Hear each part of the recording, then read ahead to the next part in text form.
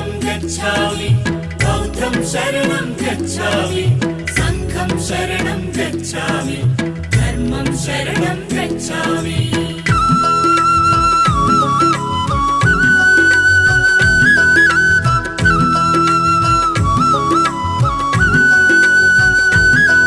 అది కపిలవస్తు నగరం ఇది శుద్ధోదన రాజ్యం మాయా కడుపున జననం ఇది మానవ జాతికి వరము ఈ భువనంపై ఓ బుద్ధుడు తన పేరే సిద్ధార్థుడు